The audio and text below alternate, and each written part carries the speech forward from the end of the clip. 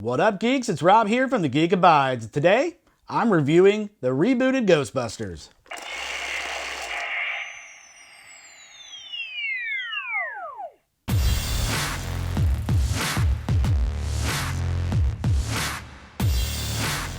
Who you gonna call? Sony, cause I want my motherfucking money back.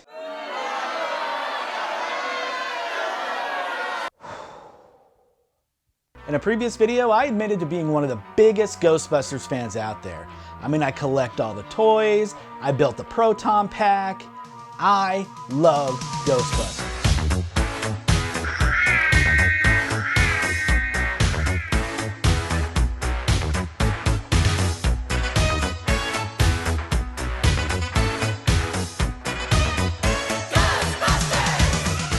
So when it was announced the new Ghostbusters was going to be made, I was pretty excited.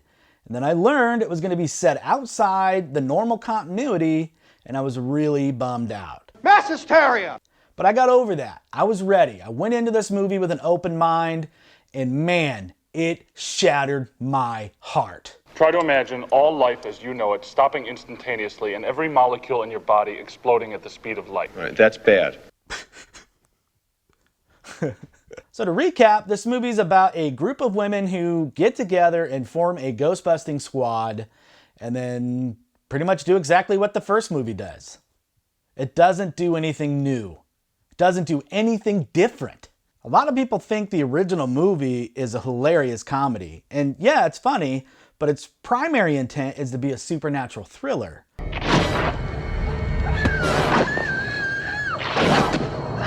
The jokes come from putting everyday average Joes in these incredible circumstances. Are you a god? No. Then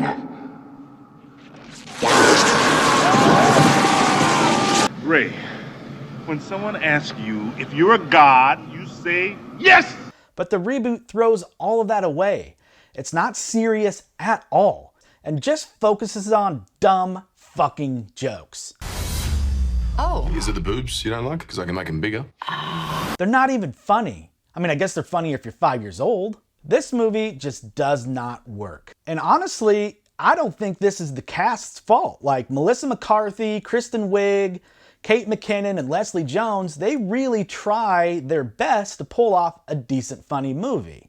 But the main problem I have is they don't have any chemistry, which is weird because McCarthy and Wiig have worked together before. It's coming out of me like lava! Alright, so what did I like about this movie? Honestly, not a lot. I think some of the equipment was cool, that's about it. What I didn't like?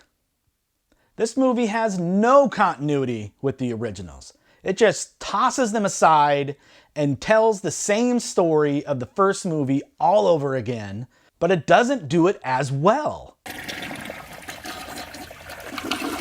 The writing on this movie is terrible. It insults your intelligence every chance it gets. Did you get sugar in it this time?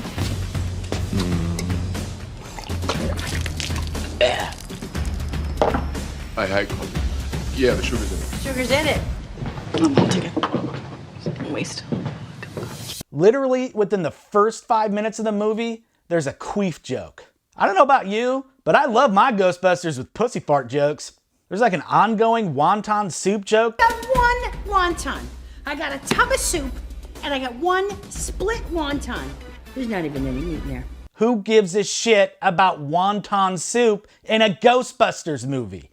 Why is this joke coming up 3 or 4 times throughout the goddamn running time? Paul Feig must have some serious daddy issues because there's literally not one smart guy in this entire movie. You've got the mayor of New York, who's a complete idiot. You've got the villain, who is literally a moron. And don't get me started on the secretary Kevin, played by Chris Hemsworth. There's nobody in the real world who acts that fucking dumb.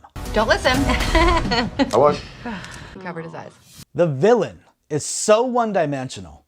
He's literally in 3 scenes, and his acting is so fucking bad that they literally kill him the first chance they get. And then they let him possess Kevin, the secretary, because he's handsome and chiseled. And once the villain becomes a ghost and can possess anybody it wants, it literally develops god powers. Like, all of a sudden he just figures out that he can be as powerful as Gozer from the original movie. He can possess anybody he wants. There's a scene at the end of the movie where he possesses all the cops and some army guys and literally makes them pose like they're about to dance, which is a cutscene you'll see in the credits.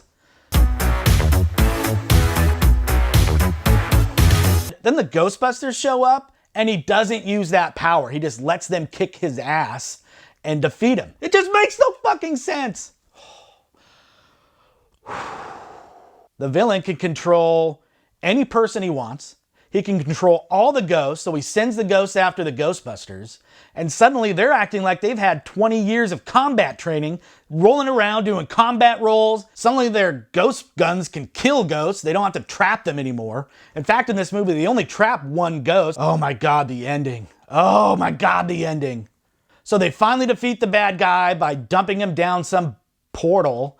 The bad guy grabs Melissa McCarthy. Kristen Wiig wraps this chain around her and jumps into the portal to go save her. And the chain is like never ending. It's like she falls for like 3 minutes. And the chain just keeps going. And then suddenly she is able to rescue McCarthy and they get yanked back up. It's just like, who cares about rules? There are no rules in this movie. They set up rules and then they break them all the time. Am I the only one around here who gives a shit about the rule? And once they get out of the portal and everything closes, it's like all the destruction that the bad guy caused resets. There's literally no evidence that anything even fucking happened. At the end of the original Ghostbusters, the entire block is covered in marshmallows. That's awesome! The movie is loaded with cameos. It's like every 10 minutes a cameo drops by to knock you over the head, remind you there's a better Ghostbusters movie out there. So my final thoughts on this piece of shit, director Paul Feig admits he did not want to direct this movie. In fact, he turned this movie down 3 times. He says he's gonna make it his own way and then completely parodies the first movie. And this is not a remake of the original. This is a parody of Ghostbusters. A what? It's like the live action Scooby-Doo movie had non-consensual sex with the Men in Black movie. And then that offspring was raised by Adam Sandler. Bottom line, if you're entertained by Honey Boo Boo, or you love anything with Kevin James in it, this movie's for you. But if you prefer your movies with a little bit of intelligence, and a movie that doesn't treat you like a knuckle-dragging, slobbering idiot, you might want to look elsewhere. I'm gonna give this movie 0 out of 10. Mark it 0, next frame. Alright guys, so that's it for me. Please do me a favor, like, share, and subscribe. Leave me a comment down below. I'd love to hear your thoughts. And until next week, the Geek Abides.